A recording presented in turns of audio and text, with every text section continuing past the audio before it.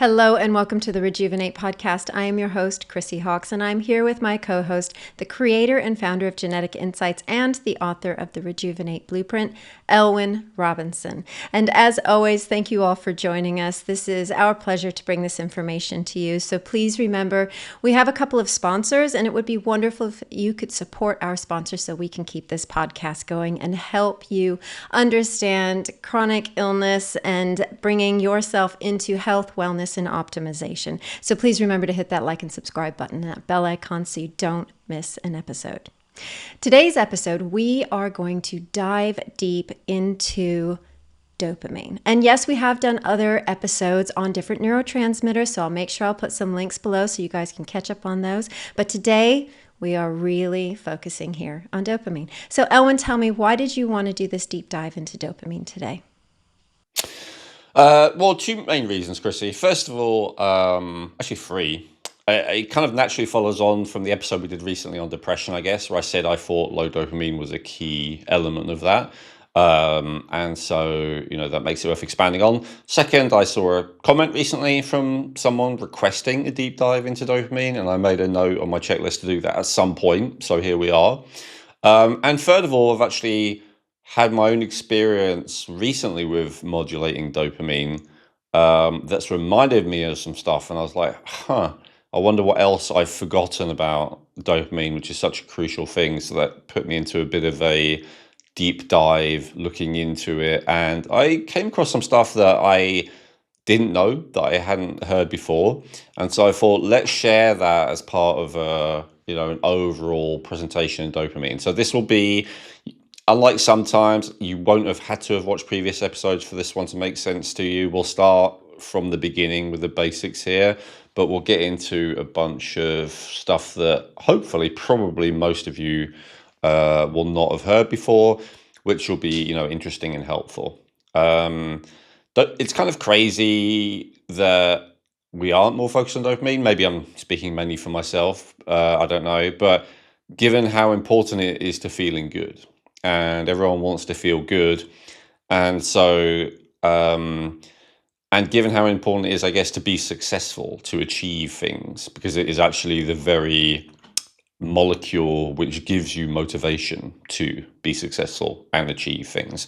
And it also gives you not only the motivation, but to some significant degree, the capacity to achieve things, because achieving things generally takes focus. And while focus is something that has kind of several ingredients involved in making it happen, dopamine is probably the most important one of all. So this is a very important molecule.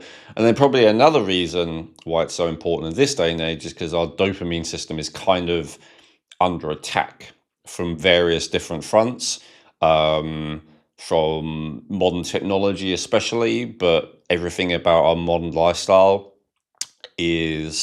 seems to be almost purposely designed to dysregulate and deplete our levels of dopamine.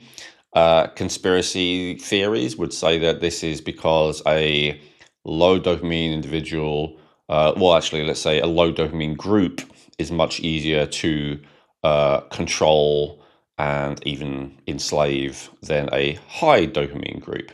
Although having too high or too low of anything, both of those can cause problems. And so we'll talk about both. We'll talk about too low dopamine, but we will also talk about too high dopamine as well.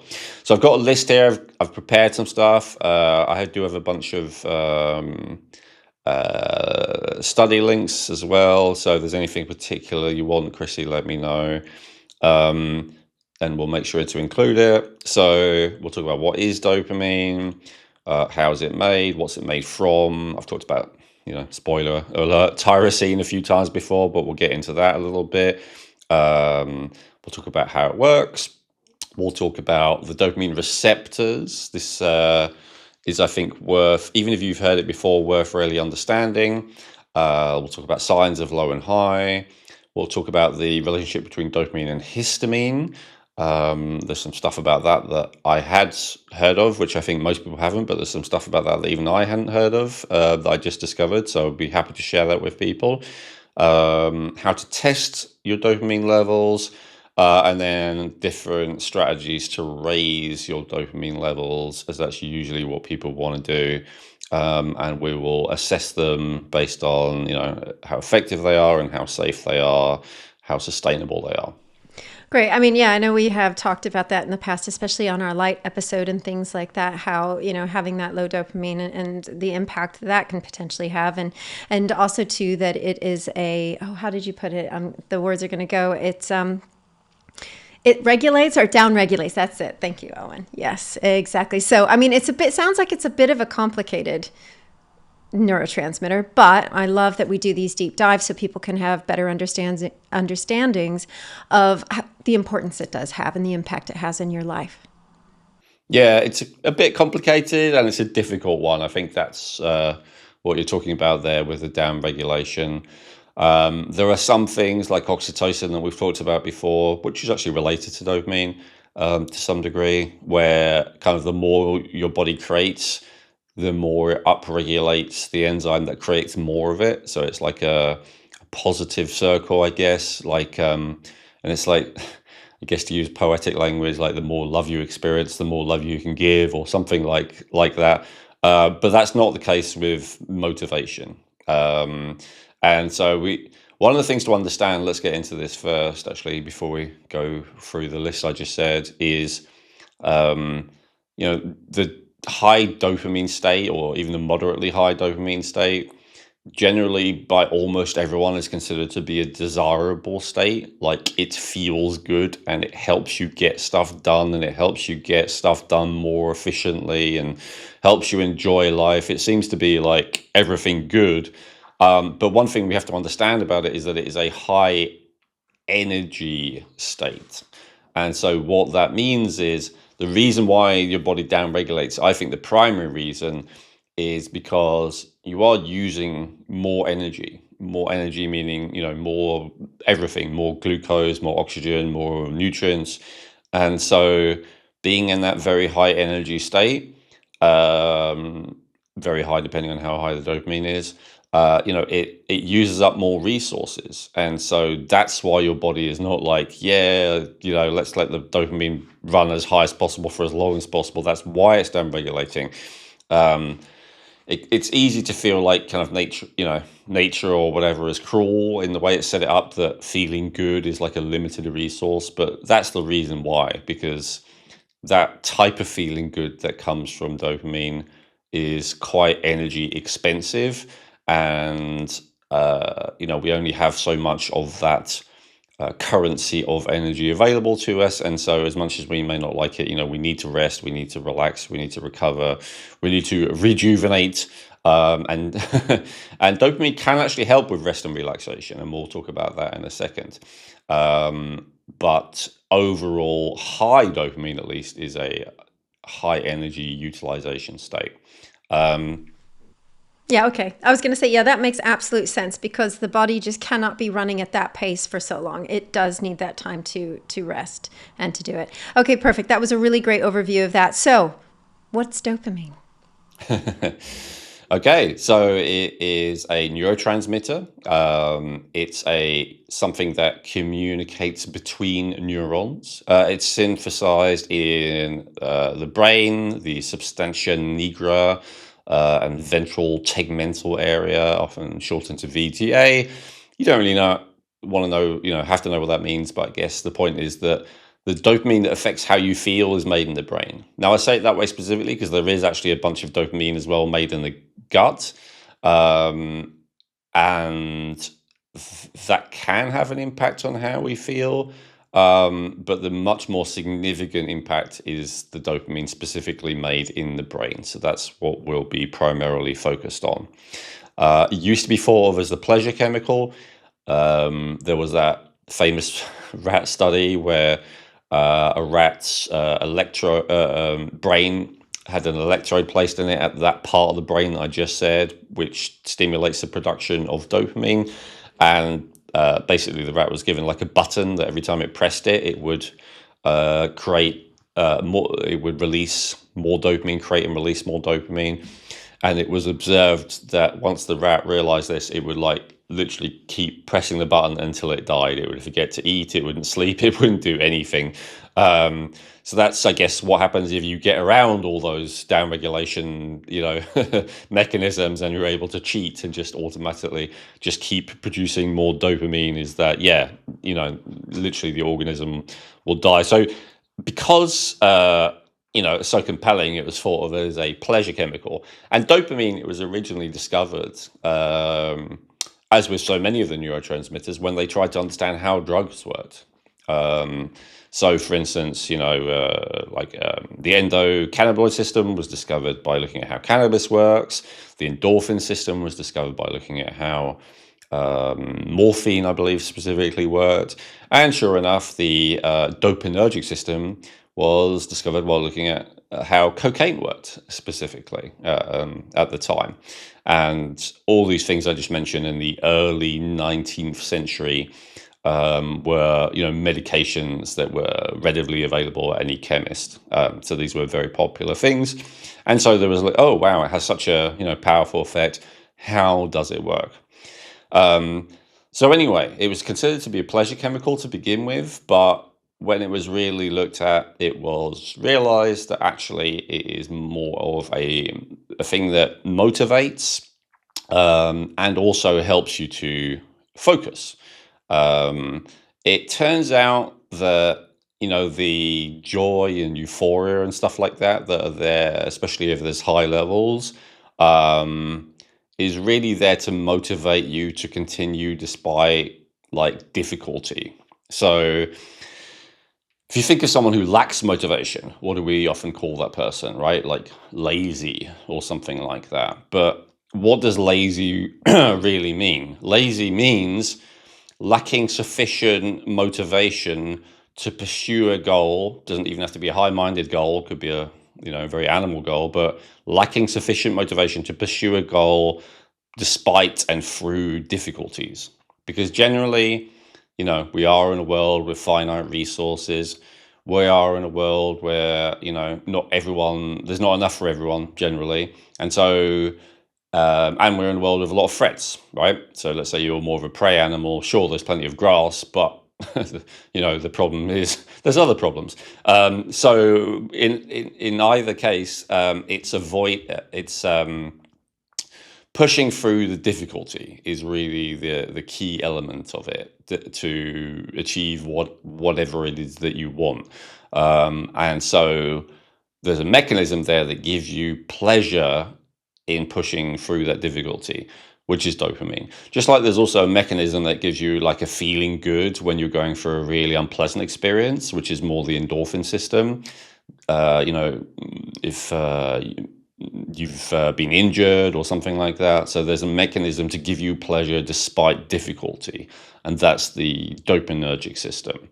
And so it's there for and it gives you the ability to focus in the same way. So one of the challenges with getting what you want is overcoming difficulty. I remember seeing an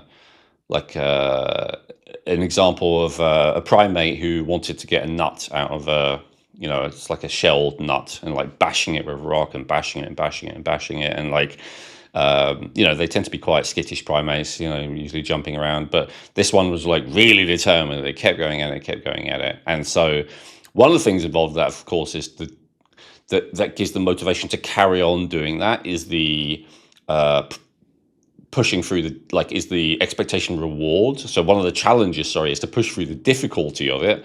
But the other challenge is to push through the distractions that may come up. Oh, maybe there's something else. Oh, maybe I'll try this instead. Like to keep focusing singularly on getting that nut out of that shell because it's a high calorie, treat, requires a high amount of focus and motivation. Those are the two key elements that help you get what you want. And so they're two key things that dopamine substantially raises. Does that make sense? Yeah, that absolutely does. Yeah, because the conversation we were having yesterday on focus as well, one of the things is focusing on that outcome, which it sounds like that's what's going on here. Is like, here's that reward. I'm going to focus on that and keep going. Absolutely. And more recent studies on dopamine also show that, it helps around learning things that do work and things that don't work. And so it's not only about giving joy in any motivation. So, let's say that there is an activity that another primate is engaged in of, I don't know, try and open a rock to get a tasty treat inside rather than that. Like the fact that that doesn't work, that will also be powerfully wired into the brain, and show, that's not something that's worth spending time on. So when the dopamine system works well, it doesn't just give boundless, indiscriminate motivation. I guess that's the point. It gives motivation that's actually based on an understanding of rewards, ideally from past rewards. Oh, when I did this before, it worked, or maybe also through, monkey see, monkey do, observing others getting a reward and going, okay, well, I can do that too then. Right. Okay. Okay. Yeah. So that's a really great overview of looking at dopamine and essentially what it's providing us then. And I also liked it too, how you described the definition of lazy, because, we can perceive many, many individuals as lazy. But when you break it down in that regard, it's like, oh, wait a second. Okay. There might be other things and other aspects to look at and not just be so dismissive. Absolutely. Or ourselves, how many people have criticized themselves for being lazy? And it's a chicken and the egg thing. We talked about this in a recent recording. I'm not sure what order they'll be, but what comes first? Is it the inner state or the outer situation? And you could say, well, if your dopamine is low, it's because you're not challenging yourself and forcing yourself to do things. And there's some truth to that. But there's also some truth to saying if you're not challenging yourself to do new things, then that's because your dopamine is low. Like it goes in both directions. And so it's true. Saying, oh no, I'm lazy because my dopamine's low and therefore that's just the way it is and you have to accept me. That's probably not helpful for you or anyone else. But, to have some compassion with yourself and go, you know what, it is more difficult for me to not be lazy than other people because my dopamine is low. But because of that, it's actually even more important for me to break out of that cycle. Like that would be the healthy and constructive way to view it. Yeah. Yeah, that makes sense. That makes sense. Right. So what other aspect of dopamine do you want to look at now? I mean, I know you mentioned something about how it's made, what it's made from. Yeah, let's talk about that. So it's fundamentally made from an amino acid. So this is where the general idea that a high protein diet will help to increase dopamine is generally true. So the base kind of starting point is phenylalanine, which is one of the 8 or 9 essential amino acids, classified as essential because your body cannot make it itself. However, really, the phenylalanine has to be converted into tyrosine, and tyrosine is another amino acid that is pretty abundant in food. The only reason tyrosine is not considered essential is because your body can make it out of phenylalanine. However, both of them potentially have their place, but high tyrosine foods are a more direct precursor to dopamine. So we'll tend to talk about tyrosine rather than phenylalanine, even though phenylalanine is technically considered the essential amino acid. So if we look, I won't go into too much details, but if we look a little bit as the chemical processes, it tells us about a couple of the key cofactors, which are worth considering. So tyrosine in the neurons is converted into something called L-DOPA by an enzyme called tyrosine hydroxylase, and basically it adds a hydroxyl group to form L-DOPA. Now, you don't have to know what most of those things mean if you don't already, that's okay. But the crucial thing is to make L-DOPA, which the next step from that is dopamine, it requires cofactors BH4, which you may not have heard of, iron, and oxygen, which you probably have. And so when you are lacking in those different nutrients, BH4 is not considered a nutrient, although it is occasionally available as a supplement, tetrahydrobiopterin, but it's something that your body can make itself. But obviously iron and oxygen it needs from the outside. Low levels of iron, like anemia, can lead to low dopamine potentially, but it's really the next step, I think, where people are most likely to lack cofactors when it comes to dopamine. So I'll go to that one next. So then from L-DOPA to dopamine, I would say is really the key step where often there's there's not enough being moved through. And that's dopa decarboxylase. Decarboxylase means removing a carboxyl group, as the name kind of implies. And that makes actual dopamine. So vitamin B6 is the key cofactor for that. And so if you wanted to make like a real generalization as to the most important nutrient for neurotransmitters, vitamin B6 would probably be it. Like it's involved in a bunch of different things related to tryptophan and tyrosine. So serotonin, dopamine, adrenaline, noradrenaline, all of those require B6, and actually even glutamate to GABA as well. So yeah, a bunch of different processes, and that's one of the reasons, and we'll talk about this more in a bit, but if you ever heard that B6 helps to reduce prolactin, generally if you've looked into prolactin, hearing about B6 is one of the first things you'll hear about. Well, the reason for that, my understanding, is for this reason. It's not like B6 just magically lowers prolactin. Actually, dopamine and prolactin are antagonistic to each other. We'll talk about that more in a bit. But anyway, it's the fact that B6 helps this conversion from L-DOPA to dopamine, and it raises dopamine. That's the key thing about the B6, as opposed to lowering prolactin per se. So B6, very, very important for a lot of different things. Some people are very concerned about it. If you have an excess of it, it can create neuropathy symptoms. Those are not fully understood or explained, especially in supplement format, really, is what I'm talking about. In isolated format, I don't think it's ever been observed from food sources, but that's because it's really kind of hard to get an optimal amount from food sources in many cases, certainly not all cases. But if a person's already depleted for various reasons, stress being the most common, then it is hard to get enough B6 from foods. Then supplementation is worth considering. But yeah, people are worried about it because of that.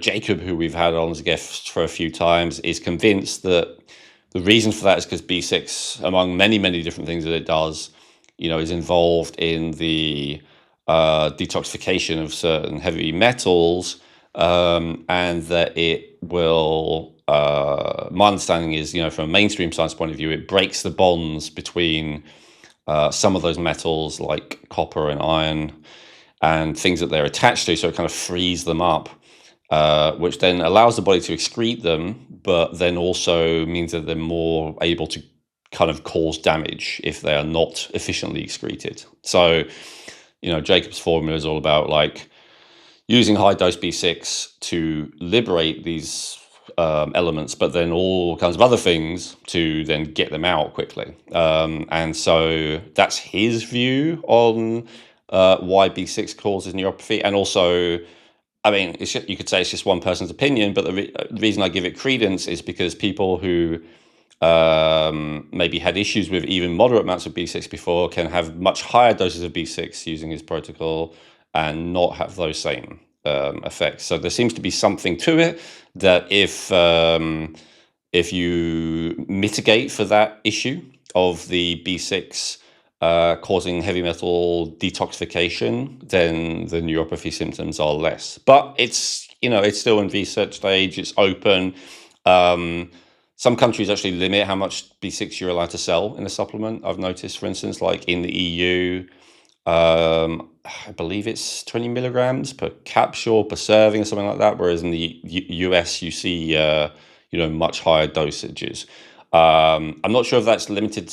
I'm not sure to what degree that's limited, but I've noticed other companies do different formulas for the EU where they'll have less B6. I'm not sure if that's like, you can't, it's illegal, or if it's just some advisory or something. But anyway, it's at least discouraged to have high doses of B6 in some places compared to others.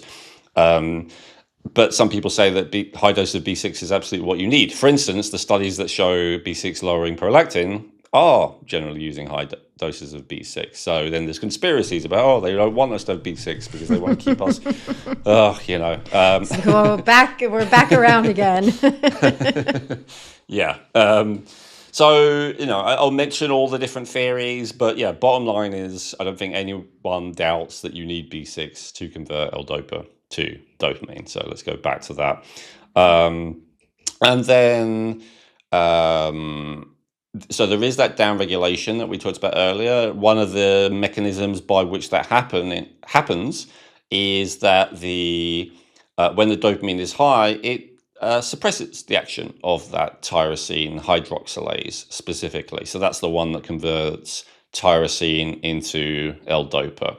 So if the bottleneck is in creating enough, or the amount of dopamine, let's say, that you want is caused by you having too much dopamine, abusing stimulants being the most common reason, but other things it could be too, then it's probably that there's a bottleneck at tyrosine hydroxylase that your body's done kind of on purpose. Whereas if the issue is maybe related more to stress and nutrient depletion, which go hand in hand, then the bottleneck would be more at the dopa decarboxylase step instead. So if that's getting into too much technicality for our viewers, stroke listeners, I'm sorry, but I said it was going to be a deep dive, so there we go. We'll get into more practical stuff soon. The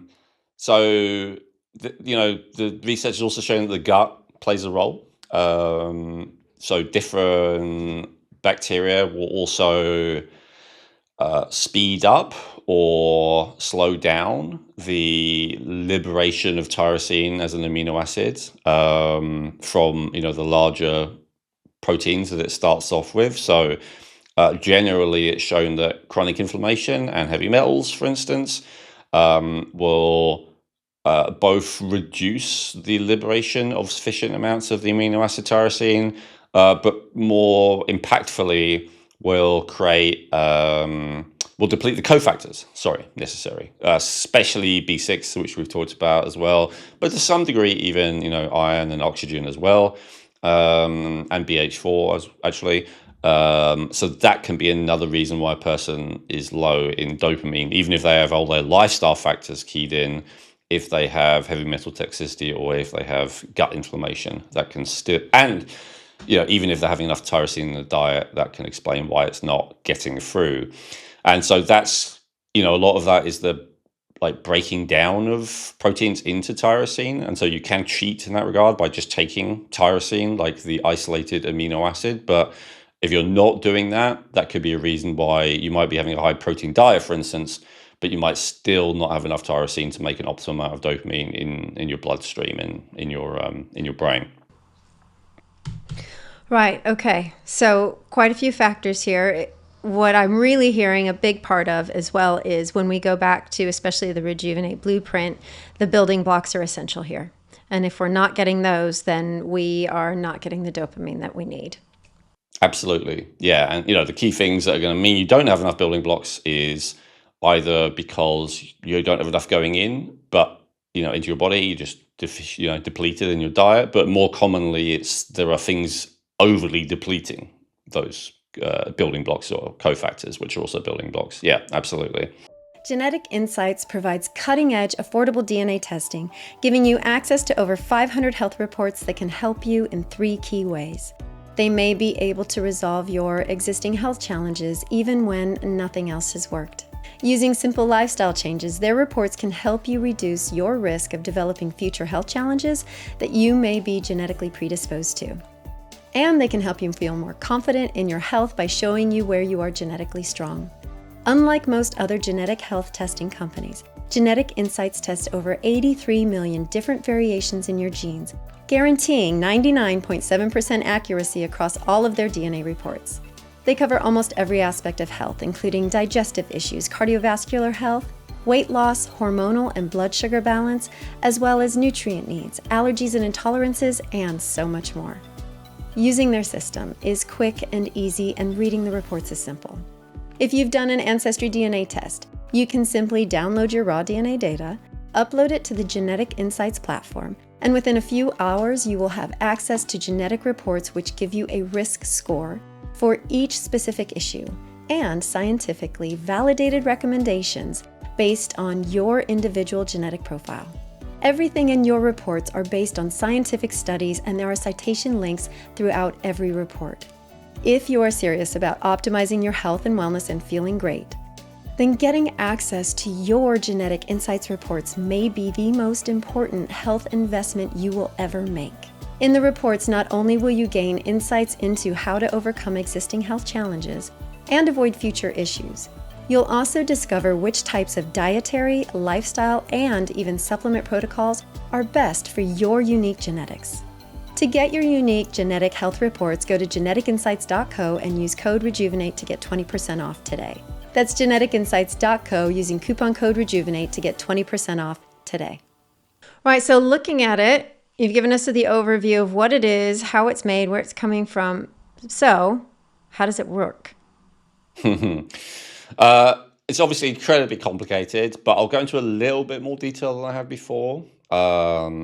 So key pathways are reward and motivation, obviously, which we talked about, which is especially related to the limbic portion of the brain, which we've talked about before. That's kind of the central part that relates to emotion. It's the kind of mammalian part of the brain. There's also mesocortical, so that's the more not prefrontal, but prefrontal, executive function stuff. So thinking clearly, being able to focus, even being able to make correct decisions, as we just talked about. There's the prolactin inhibition part of it, and there's motor control. And so we tend to only think of the first two. That's the ones that I've talked about earlier. But we think much more about the other ones when there's a health issue. So obviously Parkinson's disease is an example of where there is very low dopamine, and then you can see that like a lack of motivation or whatever are the least of their problems, right? It's a lack of motor control, which is really what is concerning for them. Prolactin as well. Prolactin is, I've heard it nicknamed the death hormone, as in DEATH. It is an anti-motivation. I would relate it to depression. I don't know if I really talked about it much in the depression episode, but in as much as I said I thought one of the key roots of depression is low dopamine, so kind of it's the same thing as saying it's like an excess of prolactin. And so that excess of prolactin is a death hormone is a nickname I've heard, but I don't think that's quite fair. I think probably actually more accurate is hibernation hormone. And as we talked about in that episode, depression in many ways is like a partial hibernation state. It's like a low energy conservation state. And so that's my take on it. I don't know, that's probably not original to me, but I've never heard anyone say it or come across it. But my way of looking at it is that dopamine is telling you we have enough energy, let's achieve something while we do.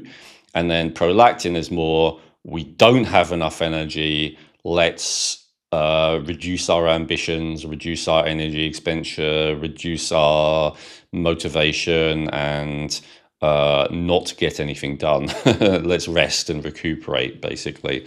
It makes it harder to think clearer and all that kind of stuff. So I don't think anyone would want to increase their levels of prolactin in terms of how it makes them feel. Prolactin, obviously, as the name implies, is necessary for lactation. So someone who wants to increase their lactation would want to maybe raise prolactin. But that's the only real reason that I can think of. Other than that, most people, in terms of how it makes you feel, they're not going to want to do it. But this is one of those things where it's something that you need, not that you want, right? Because if you are in a chronic energy over expenditure state, then a lot of people are, when they have that feeling of, I don't want to do anything, they will push through that, whether it's, with the power of their brain and willpower, or whether it's with stimulants or whatever. Often they'll push through it with other motivating chemicals. In fact, let's explain that for a second. So dopamine is kind of considered to be the primary motivational neurotransmitter, but I don't consider it to be the only one. I would say the other key motivational chemical, and I'll put these two together for the sake of simplicity as one, is noradrenaline and adrenaline, which for simplicity I'll just call adrenaline. So I would say adrenaline is the motivation of getting away from something or getting something away from you, whereas dopamine is the motivation of getting something or getting to something or winning something or achieving something. So the dopamine is kind of the positive motivation, and then the adrenaline is the negative motivation.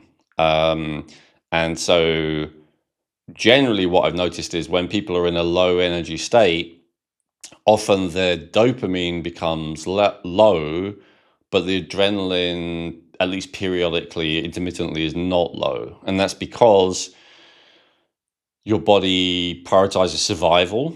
And so it considers, if my energy is low, we can downregulate dopamine, maybe upregulate prolactin. Hard to say which comes first, to kind of get this person to calm down and stop being so motivated. But obviously, if there's a survival threat, we still have to allow them to be motivated.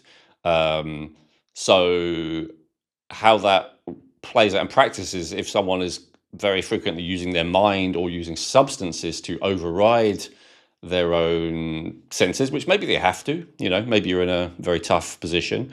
But if you do that, then you will, the dopamine lowering will tend to happen first, while the adrenaline will at least sporadically still be in place. So how that actually feels in real world terms is I have no joy in life anymore. I don't, I feel a sense of meaninglessness.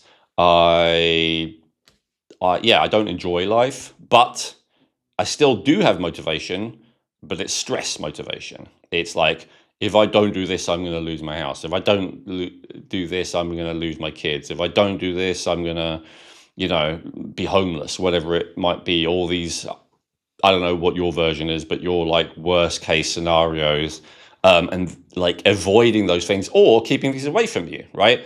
I'm going to keep this predator away from me. I'm going to keep this thing that wants to enslave me away from me. So it's fight or flight, basically, right? So fight or flight often will still work where dopamine doesn't, and that's where you see people. Sometimes they're even, successful, high status. Maybe even you might envy them. Wow, I wish I had such a nice car, or whatever. But what you don't realize is they are enjoying very little, maybe nothing, because they've run out of sufficient energy to really have dopamine upregulated. So really now they're just running on adrenaline, and not really enjoying life anymore. Right. Okay. So that's a really great distinction between the two types of motivation, where you've got the dopamine over here, which is your pleasure and your joy. And then over here from your adrenaline, which is your, I must do it because otherwise there's going to be all these bad things that are going to happen if I don't. So you can figure out, well, are you living in the joy or are you living in the stress? And that can also help you figure out where you're at. So that's really, really helpful. Okay. But earlier you did mention about the receptors. Can you talk to us, the dopamine receptors? Can you talk to us a little bit about what a receptor is, and then specifically the dopamine receptors? Yeah, absolutely. So generally when we talk about these neurotransmitters, and I'm guilty of this too, we kind of talk about their action as if they just magically make it happen. But the reality is, dopamine just floats around doing nothing unless and until it hits a receptor. And this is actually not just true for the neurotransmitters, it's true for the hormones as well. There's a lot of talk these days I'm seeing about, for instance, with testosterone, where people are starting to come to the conclusion that the level of testosterone may not be as important as previously thought, and it's actually the level of sensitivity of the androgen receptors, which is more important. And so this is true for dopamine to some degree as well. And the other thing is, and it gets really complicated, and that's probably why most people, including me, don't get into it, but I'm going to try and simplify it, because actually with dopamine, it's not that bad. Where different receptors will do different things. So it's like, well, what does dopamine do? What does serotonin do? Well, it depends actually on which receptor it hits as to what action it has to some degree. So dopamine, there's 5 dopamine receptors. D1 to D5 are what they're called, fairly simply. But usually they're actually just split into 2. So D1 and D5 are similar, and then D2, D3, D4 are similar. So usually you just talk about it's either D1-like or D2-like. Very simple. So even though there's 5, as I say, it's not really that complicated because it's usually simplified to 2, although I will give a couple of examples of a bit more fine-tuning in a minute. So the key thing is that D1-like receptors are excitatory. So stimulation, motivation, focus, these kind of things that I have talked about more. But the other receptors, so the D2-like receptors, D2, D3, D4, they actually have a more relaxing relaxation effect. So generally, when the dopamine is high, it stimulates more D1-like receptors.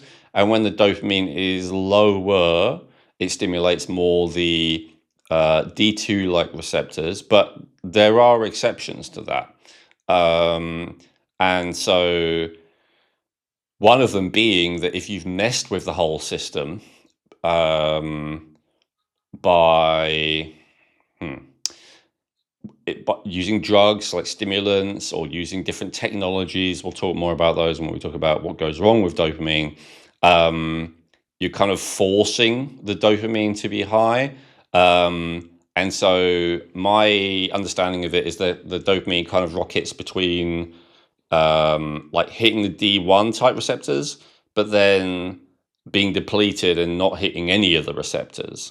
So this is where a lot of the time people start to have troubles with being able to relax enough. The other interesting thing is that of the different receptors, the D2 specifically is the one that lowers prolactin. So that's why you can be in a position technically where you, at least some of the time, have signs of high dopamine, and yet you have elevated prolactin at the same time. What that usually means is that you have been artificially raising dopamine with something or other. Again, we'll talk about how that happens in a minute. But so then it's more likely to give you some of the benefits, for want of a better word, I guess, of high dopamine, but it doesn't give the benefit of lowering prolactin. And the thing about dopamine is it's quite transitory. Its half-life is just seconds. So your dopamine will go up because of whatever, you're doing a video game or shopping or gambling or whatever it may be. But then it will quickly drop again once that stimulus goes away. But in that whole process, the D2-like receptors haven't really been hit. And so the prolactin can be high. And so over time, your prolactin can creep higher and higher and higher. And the kind of false dopamine, the cheating dopamine things that you're doing are not hitting the D2 receptors in the same way that the natural kind of things that we've been adapted to for millions of years, ways of raising dopamine, would hit all the dopamine receptors and would lower prolactin as well. So I think that's one of the reasons why, you have more people these days who have these issues with dopamine because they are not hitting the D2-like receptors sufficiently. Right, that makes sense, because I was going to come back and ask you about that, but you've answered it really well. So it's like it's this false sense of actually hitting. It's not really hitting, but yeah. So then therefore there's this we think we're getting it, but we're actually not. Well, we're getting some of it. So Yeah. we're getting the stimulating element without the calming element. Exactly. That's the crucial problem. Some of the other, like a little bit more fine tuning. So the D3 receptors are especially linked to addiction vulnerability. A lack of sensitivity of the D3 receptors. Exactly how or why that works, I couldn't find that, but the studies have just shown that there is a linkage. Same with D4 and the action of novelty seeking. So there's a few different things that stimulate dopamine. I've talked a lot about like things that you want, but the reality is actually that newness, novelty, is very dopamine stimulating as well, to a very interesting degree. So from the brain's point of view, when it comes to dopamine, actually new is better than better in many cases. And so this is part of why the modern world, and especially modern technology, is so dysregulating to the dopamine system, because the amount of novelty that a person would have experienced even 100 years ago, let's say when there was like a radio and a black and white TV, but not all the stuff there are these days, is so much less than today. Like whether it's new ideas, new people, new images, new concepts, new locations when you're traveling, like new foods, like every one of our senses these days is absolutely bombarded with novelty compared to in even recent histories. You probably never meet someone who wasn't like at least distantly related to you. You'd like never hear an idea that wasn't the same idea that was shared by everyone. You'd never hear of a different religion or spiritual system. You'd never see taste a different type of food. Like it's just like everything about our modern life is so high in novelty, possibly more than anything else. And so when a person has issues with that D4 receptor, which I believe from when I looked into it, there's a genetic basis for it, that means that they are very much inclined to seeking out novelty as a way to feel good. However, just to clarify, even though some people especially have that tendency, and I didn't see research for this, but I imagine it's related to openness to experience in the Big Five personality score. I would imagine that D4 receptor preference for novelty seeking, there's a personality and there's a genetic component to it. But anyway, we have like this is true for everyone. And so this is things like social media that's talked about, like scrolling, right? It's like it's I think about the 1980s when there was MTV and people were talking about these music videos and how there's flashing images and colors and sights and sounds, and it was like really overloading to people, and yet people sat there and watched it and were kind of entranced by it and hypnotized to it. Well, now these days most people can't even sit through a 5-minute music video. It's boring, right? So they're just like flipping between this video. I'm probably swiping the wrong way, so I don't really do. Which way is it on? Okay, right, Instagram or whatever. And it's like and so this constant novelty, even if it's not good, like this is the thing, right? Would you rather watch a great movie for 2 hours or watch like 500 mediocre videos in 2 hours, right? A lot of people, they're choosing the latter option because they're getting more dopamine stimulation from the novelty as opposed to the quality per se. Even just of dopamine activation, you'd think that a really compelling story would be more dopamine activating than a bunch of weird stuff. But the weird stuff can be really dopamine activating because of the novelty element of it specifically. That makes sense too, because like even you reference films, which I absolutely love and adore. When I look at the editing from many, many years ago versus the editing today and how fast they're switching in between scenes and the cuts and stuff, today it's so much faster paced in that regard. So it's quite interesting to go back and sit down and see if you have the patience to watch an older film. Yeah, and that's why I've realized, most people who are consuming this, they are almost certainly listening to this in the background while doing something else. Yes. The idea of sitting there and watching any educational video, I think, for a lot of people is a challenge these days, even if they have to do it for some qualification, let alone, for any other reason. I mean, I hope there are some people who actually sit and watch. Don't get me wrong; it probably shows that your dopamine system is pretty good. But for most people, it's they need more novelty. And maybe they're listening to this while also swiping on their phone, scrolling through whatever or something like that. That wouldn't surprise me at all. And that's all down to that dopamine dysregulation, specifically around novelty. So just to finish on the receptors, I was also interested to see that estrogen makes a difference. So estrogen can increase or reduce the density of those receptors in women, depending on various hormonal factors. I didn't go into it much more deeper than that, but we can in a future episode if people want. But it's interesting to note. So for women, if you find that, different points of the month, for instance, that all of what we're talking about here is much more or much less true for you, then that may well be the reason for it. Whereas with men, it's going to be pretty static, no matter what time of the month or year. They're going to be as dysregulated as they are. For women, it can actually vary, and estrogen is a big part of that. So yeah. Was there anything specific for D5? I know you had mentioned a few things about D2, 3, and 4 as well. No. Okay. No. I just have a note here about overstimulation desensitizes D2, but I think we've already talked about that significantly. I covered that, right? Yeah. Okay, so let's move on. So at this point, people might be thinking, oh, I wonder if this is me or not. I would hope. So let's talk about the science of high and low dopamine. And I'm not going to give you like the textbook medical definitions, because often it's a bunch of stuff that you're not going to be able to relate to. We're just going to look at signs that you're moderately low dopamine or moderately high dopamine. So not the medical condition, which is unlikely to apply to most people, but stuff that hopefully all of us can relate to.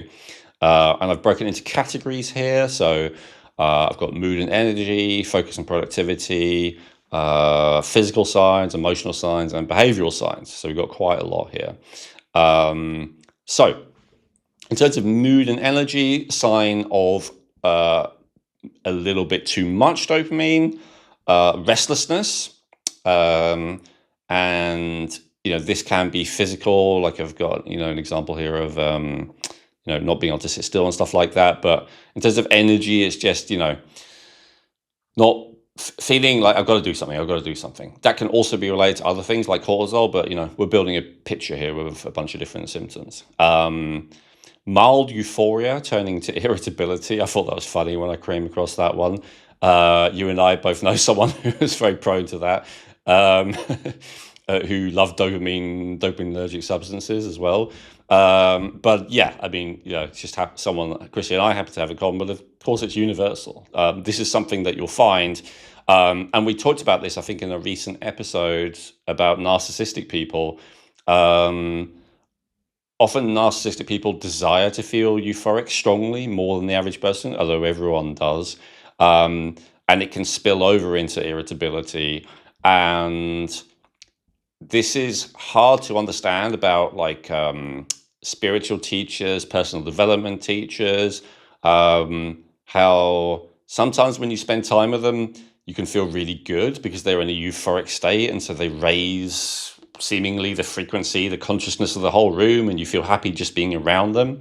And then you might be surprised that whether it's on stage or behind the scenes, they go into like a full anger thing. And it's like, it seems like such a switch to go from one to the other. But actually, they're both signs of high dopamine.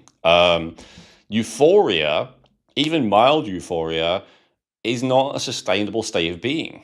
I'm very sad to say. I've heard some people say that any feeling of euphoria indicates the death of brain cells. I don't know if that is 100% technically true, but I think directionally, at least, it's accurate that, the more euphoria you have, the more likely that is to occur. Why? I think it's simply for the reasons we talked about earlier. It's a very high energy state, and it's a energy state that's so high that it's not sustainable in most cases. The euphoria turning into irritability, I'm not sure, but if I had to guess why, I would say it's because dopamine very easily converts to noradrenaline, which very easily converts to adrenaline, and that can happen like within seconds, but it can easily happen within a minute or two.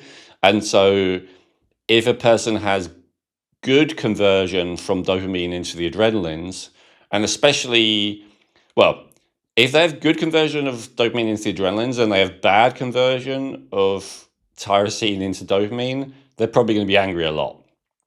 But if they have a bad conversion of both, they're probably going to be depressed.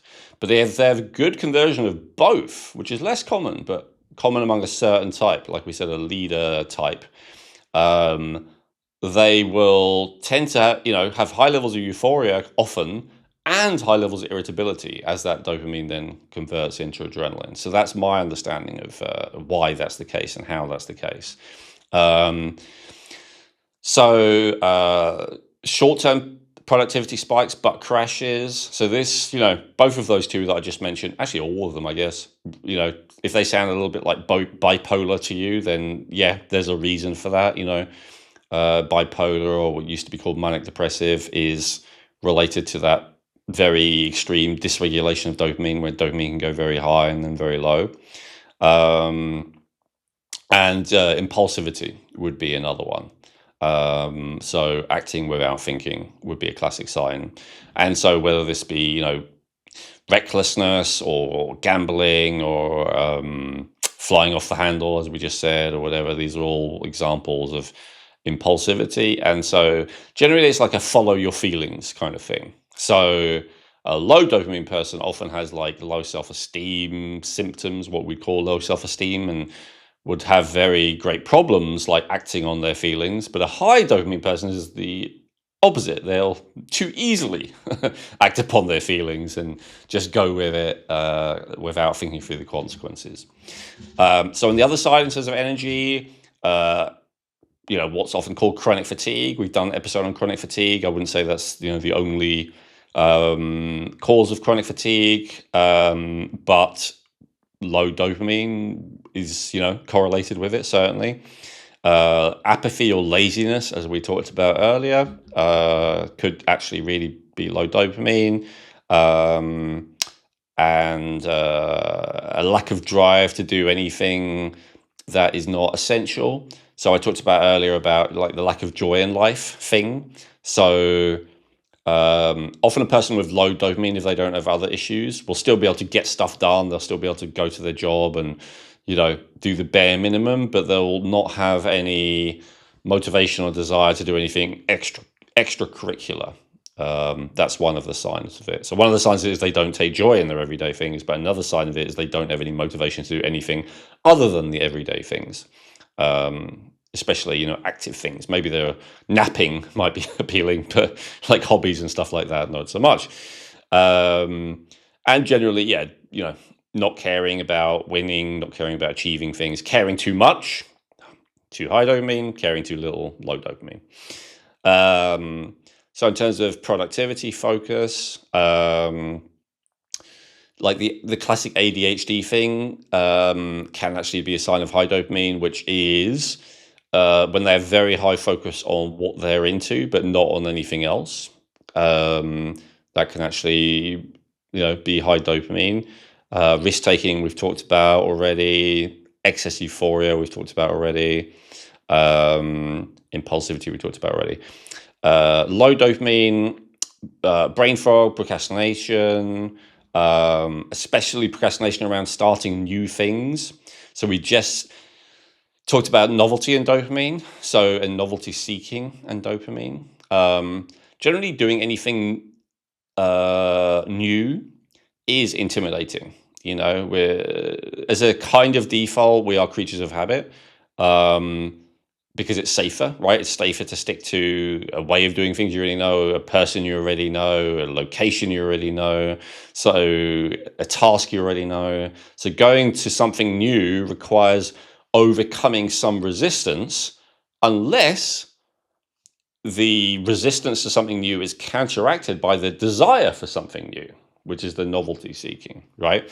But if you don't have sufficient dopamine, then yeah, like doing something new will feel really, really difficult, and you probably won't do it. Physical signs. So for high dopamine, high libido, low dopamine, low libido, those won't always be the case. There's a bunch of other stuff that will affect that, but overall it is the case and it will be the case. So muscle tension is a sign of excess dopamine.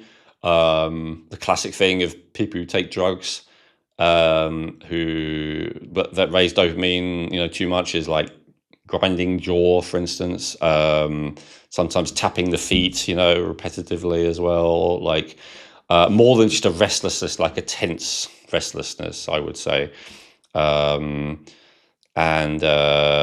whereas restless legs at night can actually be a sign of low dopamine. So yeah, I don't know why actually with this one, but correlation wise, grinding jaw is definitely more of a high dopamine sign. Restless legs at night, more of a low dopamine sign. Could it be that, well, because let's say somebody's clenching or grinding their teeth at night and they also have restless leg. What's going on there? Do people commonly have both? I mean, they maybe they may have one at one point and one the other, and that could be like variations in it. But I don't think people often are doing both simultaneously. Although I could be wrong. Okay. Yeah, no, it's just again, these thought. Are indications. Right. Like almost everything when you say indications, it could also be something else, but it's more of a pattern. Like, I'm spending quite a while on this, but if you're saying like yes, yes, yes, yes, yes to a lot of the high or a lot of the low, again, even that is not diagnostic, but it's an indication that it's worth looking into more. And we'll talk about how to test next. Any one sign on its own, absolutely, you definitely wouldn't want to draw conclusions from. So too much dopamine tends more towards anxiety, for the reason we talked about earlier, the conversion to adrenaline. Too little, tends to be more depression. And I like this one that I found. Over optimism leading to poor judgment is a dopamine tendency. The reason I like it, it's funny to me, is very common in the personal development, self-improvement kind of stroke spiritual space. There's a lot of people doing a lot of practices to raise their dopamine. A lot of them actually good that we'll talk about. Maybe also using substances and stuff like that as well. But yeah, raising it too much. That's a good sign. Like, that's a good sign, I'd say, of your overall dopamine. One of many, of course, but like, what's more likely to lead to failure? Is it that you don't try anything because you're too afraid that it will fail, or is it that you try things too easily without thinking through if it's actually going to work? The first is much more of a sign of low dopamine. The second is much more of a sign of high dopamine. Although, just to say, if you have the signs of the high dopamine, that doesn't mean you never have low dopamine, because, again, the nature of dopamine is that it down-regulates. But it means that if you have a lot of the signs of high dopamine, that just only doing things to boost dopamine is probably not going to resolve your issue, because your issue isn't just low dopamine. Your issue is dysregulation of dopamine, if that makes sense. So we'll get more into how to address it very soon. So basically optimism, high dopamine, pessimism, low dopamine. Maybe that's a simple way of putting it. Compulsive behaviors can relate more to high dopamine.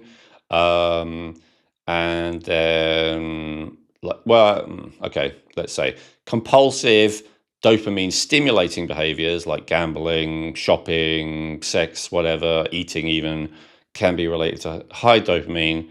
Whereas avoiding things which are challenging and new is more of a sign of low dopamine. So all of those are indications, and they shouldn't be diagnostic on their own.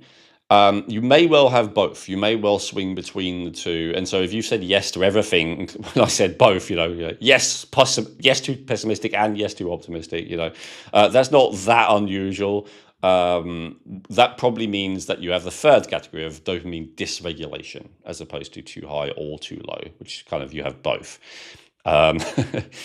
Actually, before I get into how to test it, Chrissy, I want to do a little bit of a detour on histamine. I think I've touched upon this before. I found this very interesting when I read about this a couple of years ago, so I wanted to fit it in, how it is possible, speaking of misdiagnosing, to confuse high histamine with high dopamine. Can you explain to everybody a little bit about histamine and what its traits or characteristics are and how they could get confused with dopamine?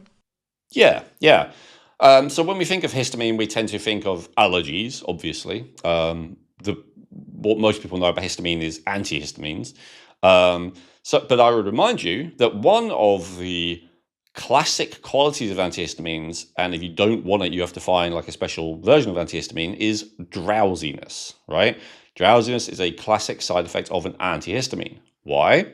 Because histamine isn't only the itchy allergy, redness, throat closing neurotransmitter. It is absolutely a stimulating neurotransmitter.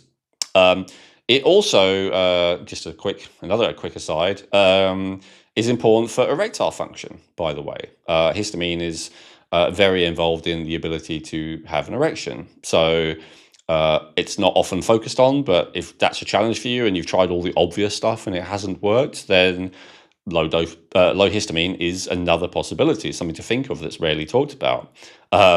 So drugs that increase wakefulness very generally, and modafinil probably being the best example that I can think of. Modafinil often used recreationally in certain countries, not so much in the US and UK, but in many other countries I've seen everyone seems to be on it.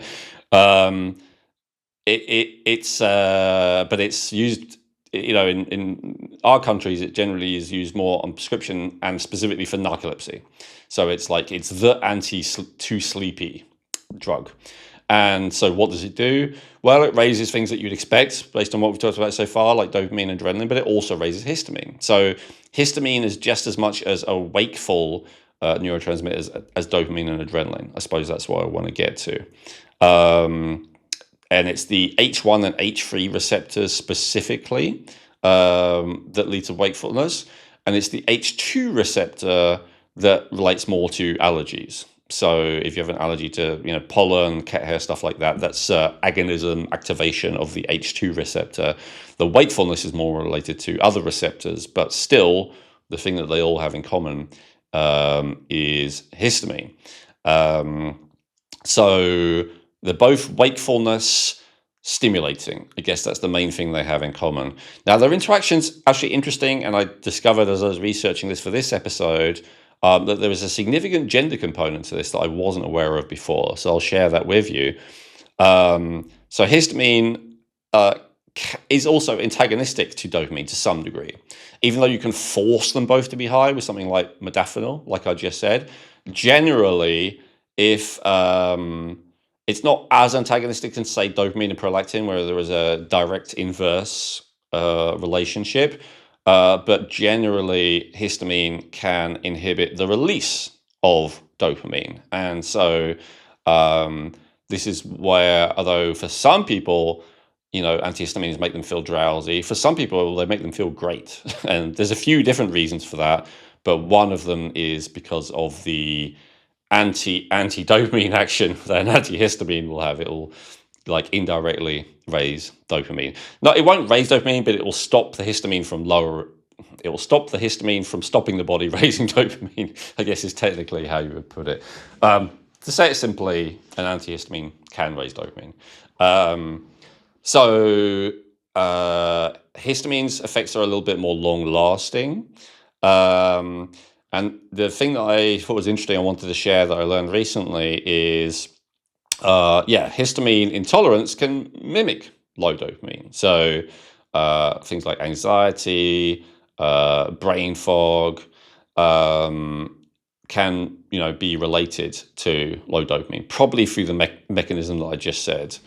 When you say histamine intolerance, what is it exactly and why would somebody develop it?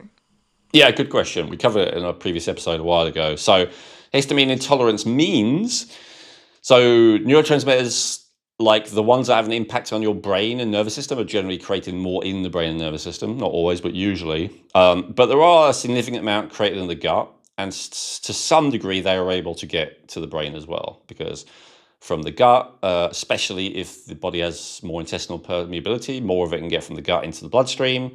And then from the bloodstream, it can get into the brain via the hypothalamus, as we talked about recently in the episode of Dr. Perrin as to the exact mechanism of that. So it can get in there. I say that to say that some mainstream people will say, oh, the neurotransmitters created by the gut have no relation to an impact on the brain. It's not quite true, but certainly the ones created in the gut don't have anywhere near as much impact on the brain as the one created in the brain.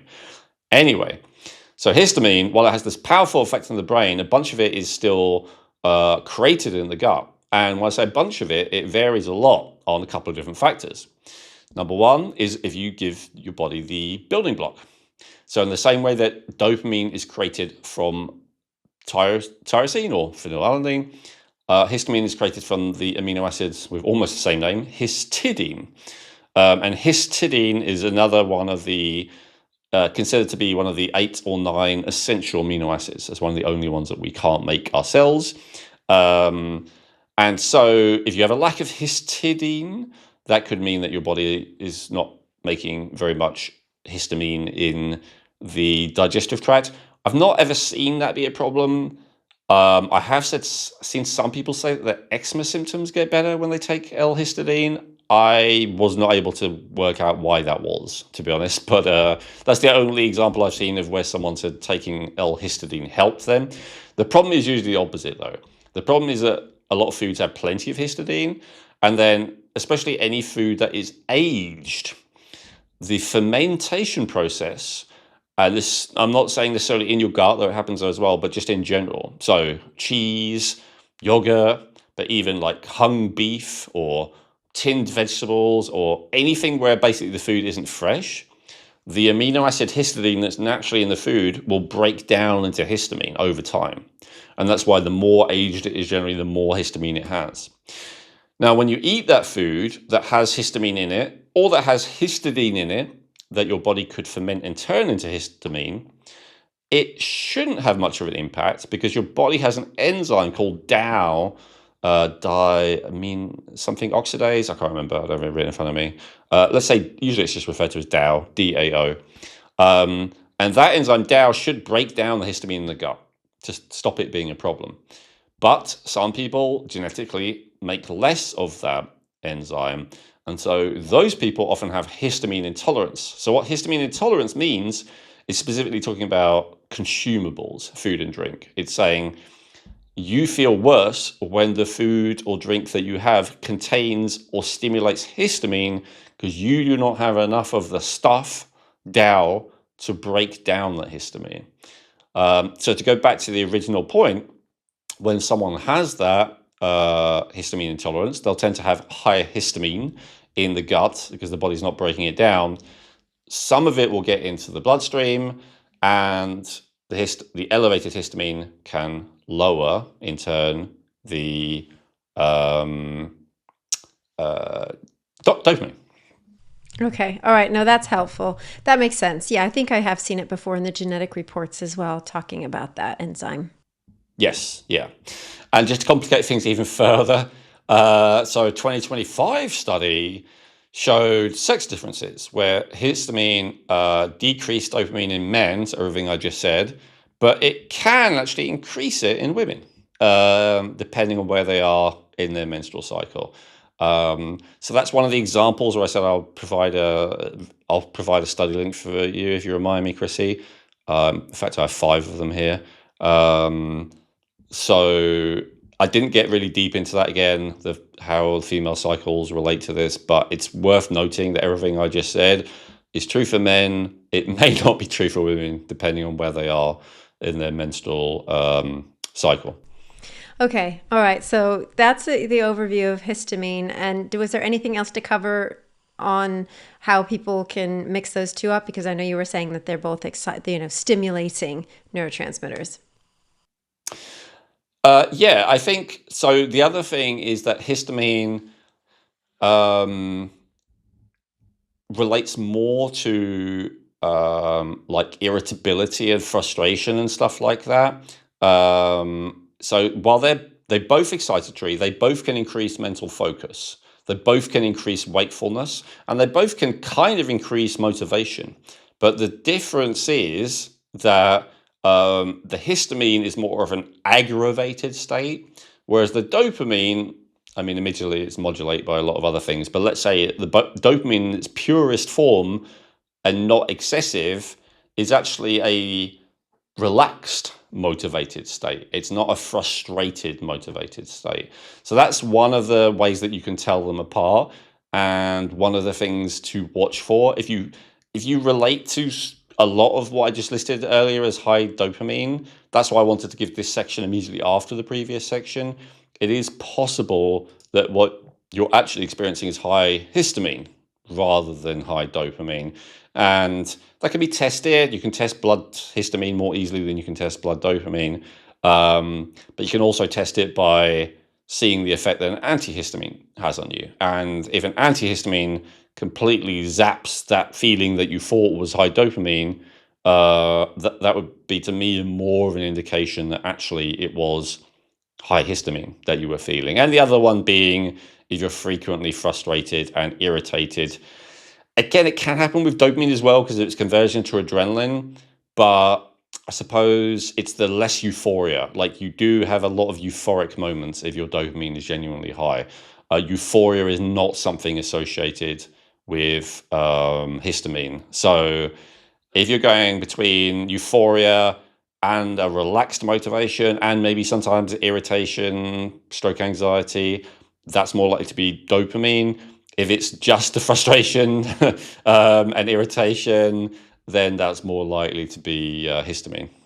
Okay, great distinctions. I love how you're giving these little bits of, for everybody to take awareness of. It's like, okay, well, there's just this little caveat over here, and maybe it's going over to the noradrenaline, adrenaline, but then you've got this over here too. So you can distinguish whether it's the histamine, the dopamine, or, more the adrenaline factor. So those are really great distinctions. Great. Yeah, thank you. All right, this next section I'm going to do very quickly because I say I don't think it'll apply to 99% of people, but just in case you're interested, like some of the classic signs of like really too dangerously high and low dopamine. So dangerously high dopamine, hallucinations, paranoia, both things well known, by the way, to go along with abuse of stimulants that excessively raise dopamine, like amphetamines, seizures, tachycardia, hypertension, nausea. This is one of the things when people take psychedelics, which are, among other things, they really elevate dopamine. One of the classic signs of those is nausea. But for those who've done psychedelics but not stimulants like amphetamine, trust me, it's the same feeling with the stimulants as well. That's the nausea from dopamine you might well be feeling. And yeah, insomnia, immune suppression, impulse control disorders, yeah, and dangerously low dopamine, tremors, rigidity, cognitive decline, chronic pain, profound motor slowdown, severe depression, anhedonia, meaning no pleasure in life. Obviously, you can have too much pleasure. We talked about that. Euphoria being probably damaging over time, at least, but too little is not good either. Too little pleasure is not depleting your energy or burning out your neurons, but it is increasing your chance you're going to do something dangerous and destructive to feel good or to, cease your current state of being. Fatigue, constipation. But again, there could be a lot of other things that create a lot of these, but just painting a picture. So let's talk about testing, one of our favorite subjects on this podcast. Can you test dopamine? This is part of the problem. The answer is not really. I saw, again, I'll give a link to this if you remind me, Chrissy. One of the problems is that dopamine changes so quickly. The other problem is that the primary place it has impacted is the brain, not the blood. But I did see that there were tests in development, which almost like a continuous glucose monitor would be able to give like an ongoing reading of dopamine. That's very interesting. So right now we do not have that. That's not an option. But at some point it may be. As I said, like just getting a random test at a certain point is almost useless because it changes so quickly. But if there were something that was constantly monitoring it, then it would actually be able to give, a helpful picture. But again, it doesn't exist yet. So the best indicator we really have is the one that we talked about, which is prolactin, which is a hormone. So dopamine inhibits prolactin. If you have high prolactin, you don't necessarily always have high dopamine, although that is the most common likelihood, but you at least have dysregulated dopamine. I think I already explained that in detail earlier, how your prolactin might end up high, even if you sometimes have high dopamine, right? It's because you keep stimulating dopamine, which doesn't hit the D2 receptor in the same way as it hits the D1. And so then over time, the prolactin still goes up. So high prolactin is blamed on a few different things. It's also commonly blamed on stress, which is pretty obvious to see how that's connected to this. It's also commonly connected to hypothyroidism, even though there's something that often the medical establishment doesn't focus on enough, in my opinion. It is considered to be one of the causes of low prolactin. Of high prolactin. I connect them. I would say if the thyroid function is low, then the stress tends to be high. The conversion of dopamine to adrenaline tends to be high. And so therefore the dopamine will be low, and so therefore the prolactin will be high. So that's I don't know if other people have made that connection or not. I would, say that's one that I have thought through rather than got from somewhere else. But so it makes sense to me how it's ultimately always related to dopamine. I guess that's the point. Even if it, is something else like stress or hypothyroidism, or there's something called a prolactinoma. And so this is where you have a tumor that sometimes big, but sometimes very small, barely detectable, that is just creating prolactin. And because it's in the pituitary, so I didn't mention this. Well, we talked about dopamine, but yeah, prolactin is mainly made in the pituitary, which is this gland near the center of the brain. Often it's not treated by surgery. It's actually treated, or chemotherapy. It's actually treated by cabergoline or sometimes bromocriptine, which are specifically D2 receptor agonists. So interestingly, even if it's a tumor causing high levels of prolactin, you can shrink that tumor just by increasing the agonism, the activation of that particular dopamine receptor. That's how powerful the activation of that dopamine receptor is in lowering prolactin, is it will even shrink a tumor. And so those are the most common reasons why prolactin may be high. I've heard varying reports on this. Some people say, your prolactin has to be like 5 or 10 times above the reference range before you should, suspect a tumor. And that is often the mainstream perspective, but other people say, mine was just at the top of the reference range, and my physician suspected me that it might be a tumor, and I had an MRI, and sure enough, it was. So even if it is only the top of the reference range, if it is persistently so, despite all the lifestyle stuff, I'm not telling you have it. You probably don't, but it is worth checking. I talked to Dr. Miriam about this recently, and she said, I was always taught at medical school that it has to be way above the reference range. But then, what'd she say? My sister-in-law or something didn't. She had it just at the top of the reference range, and it turned out that she had a tumor. So it happens. I mean, it's not super common, but it does happen. And so that's not the same as the C word. I think the chances of it going into something malignant is very low, is my understanding, but it can still affect your quality of life by suppressing dopamine, which I think probably by this point in the episode, you'll know why that's important. So even if it isn't usually life-threatening, it's still worth checking and addressing if it is potentially a risk. As I said, the most common treatment for it is just a D2 receptor agonist, like cabergoline, which is not without side effects. But generally, the side effects are when it's abused, like taken by people who don't need it and they get their dopamine too low. hopefully you can understand why that's the case now, because as I said, even though hyperlactin feels bad, if unless it's raised because of a tumor, it's probably raised for a good reason. Like your body's trying to reduce your energy expenditure. Basically, it's trying to reduce dopamine because it feels like you are depleted.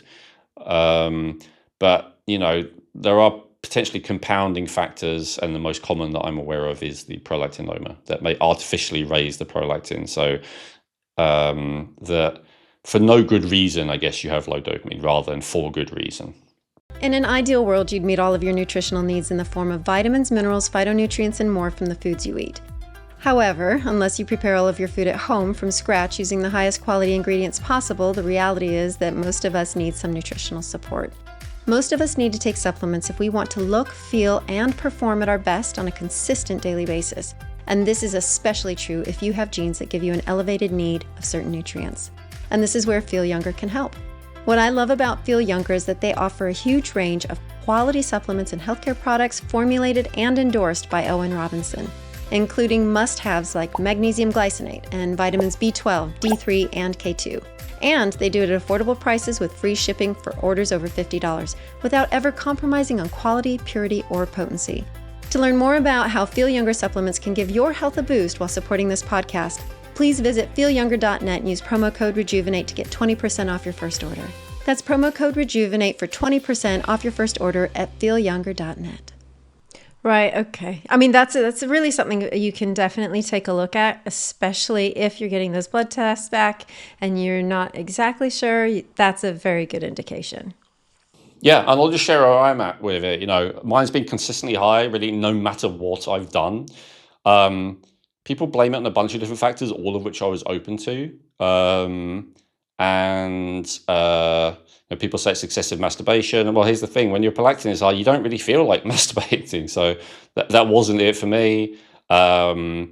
People say that it's hypothyroidism. I was like, yeah, sure, that might be it for me. But I've treated it now. My temperature's good. My thyroid's good. It doesn't seem to be that. People say it's B6 deficiency and vitamin E deficiency. I've had really high levels of that. It didn't really shift it. So I tried a lot of different things. People have said, it's dopamine overstimulation. So I tried doing something that I'll talk about in a minute of basically removing all inputs, all technology, and stopping dopamine stimulation. And that didn't really help. And so I started to suspect, maybe it is just a very small, because it's not very elevated, prolactinoma.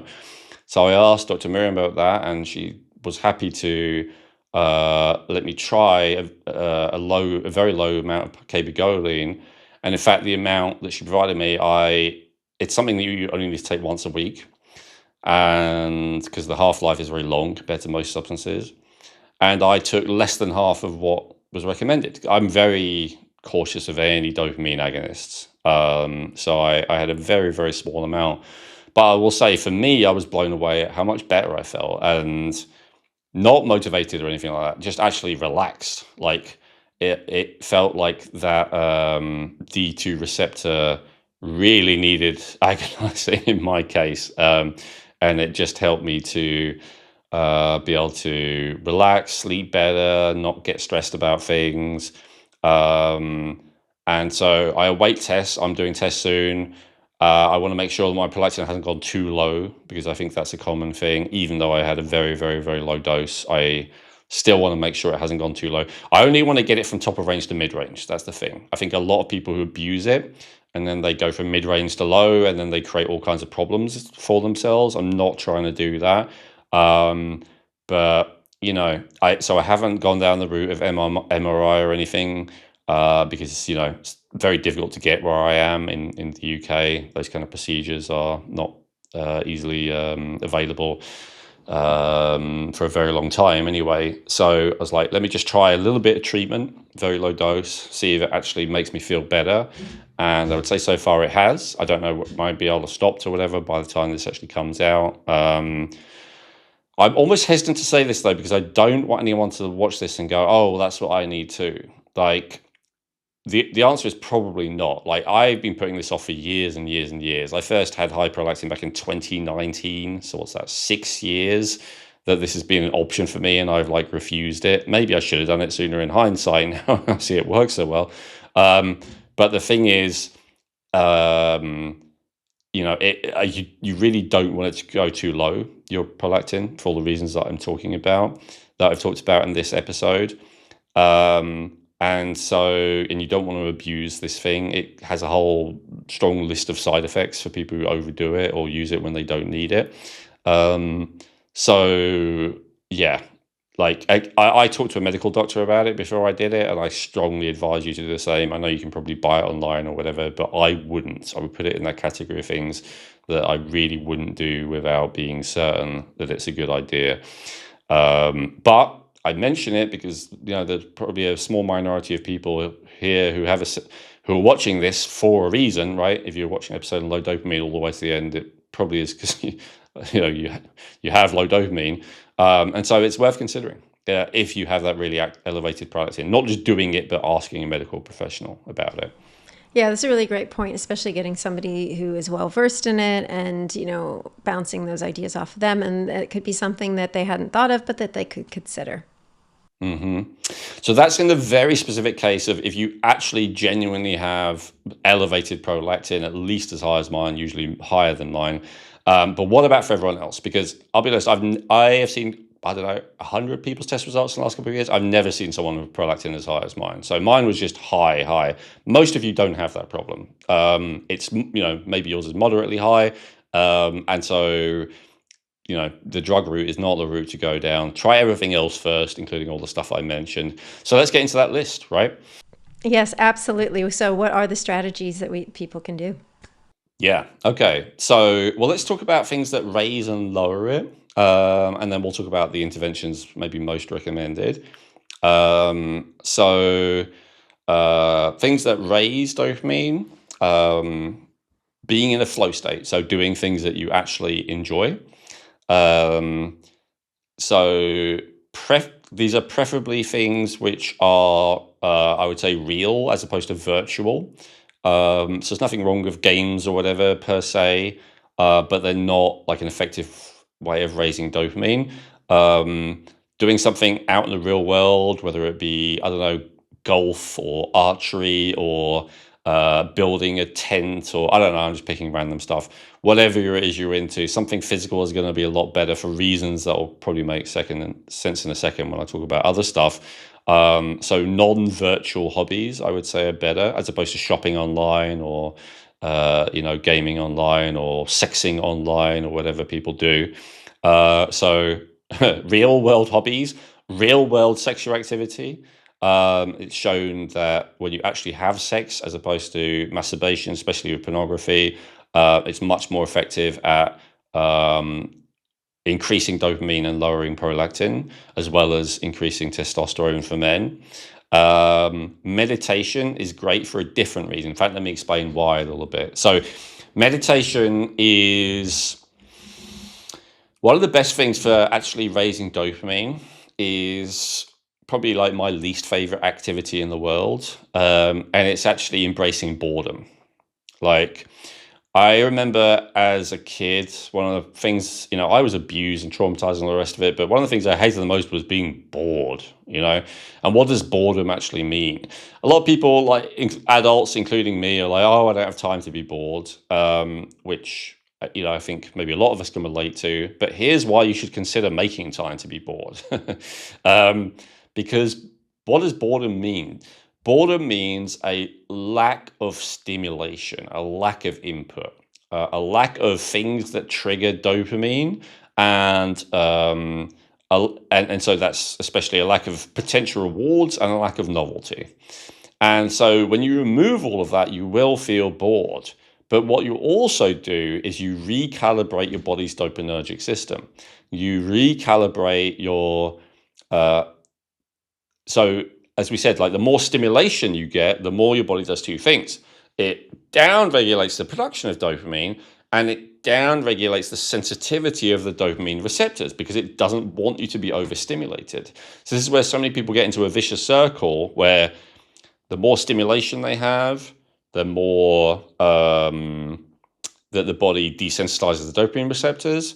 And the more the body desensitizes the dopamine receptors, the more they don't feel good. And the more that they don't feel good, their natural inclination is to do more things that stimulate dopamine. And so that is the vicious circle of addiction that so many people are in. You may not be in that circle of addiction with substances, stimulants, drugs, but most people are in that with something. So there is like a full reset, but then there's also mini resets.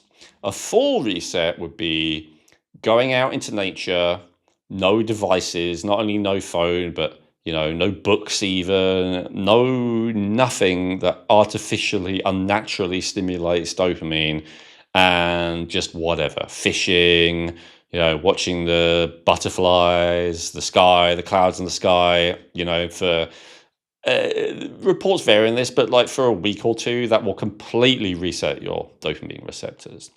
There's kind of another version of this, which kind of blends with a spiritual practice. I know I did not do it, though I know a bunch of people did, like a dark room retreat. Some people still use audio stimulation, so it's not quite perfect. But the idea being, you go into this space and for several, often weeks, you're meditating and you have zero light. And so the idea is you have at least zero visual stimulation. And this does a bunch of different things, but one of them will be that it will reset the reward system significantly as well. That lacks something which is important for dopamine, which is sunlight, which we'll talk about in a second. But still, that's it's just an example of a practice some people may have heard of. So that's like the full version.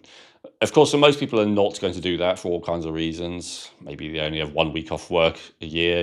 It's like you're not going to go 2 weeks into nature. But there is a mini version of this, and it's called meditation. So whether it's 1 minute, 5 minutes, 30 minutes, most people agree that 20 or 30 minutes at a time is plenty. What is meditation? It depends, actually. Now, some people do guided meditations. I don't think guided meditations are actually meditation. I think they're actually hypnosis. But hypnosis is such a scary word to most people. They kind of rebranded them as meditations. But if you're listening to something with a lot of talking, suggestions, music, all of that kind of stuff, to me, that's not meditation. That's a guided visualization, really guided hypnosis. Because what meditation really is to me is removing inputs. That's the key thing about it. So you close your eyes. Maybe sometimes it's done open, but usually closed.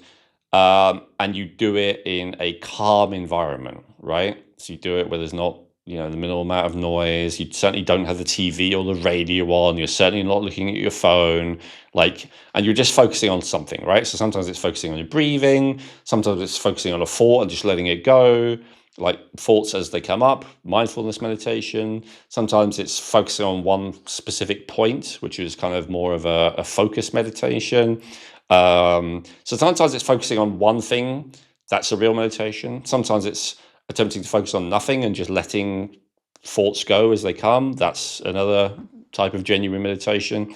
So what all those have in common, to me, from this point of view, is it's massively reducing your input of stimulation and novelty to basically nothing.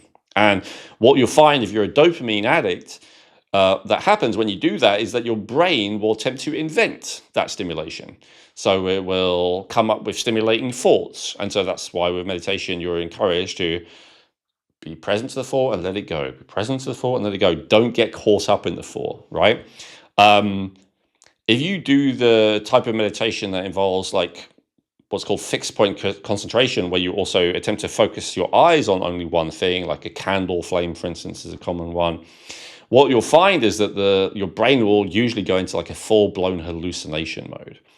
If you want to experience hallucinations, you do not have to take, DMT or any of these kind of things. Literally, all you have to do is sit still in a quiet room with no input, and then focus on, a candle flame or even just a speck on the wall. And if you do that for long enough, and usually it's only a few minutes, your brain will start hallucinating. You'll start seeing things. And that's because the brain's really absolutely desperate addiction to novelty. And so again, you can kind of break that addiction by In the case of the mindfulness, by just thoughts come up, let them go, thoughts come up, let them go.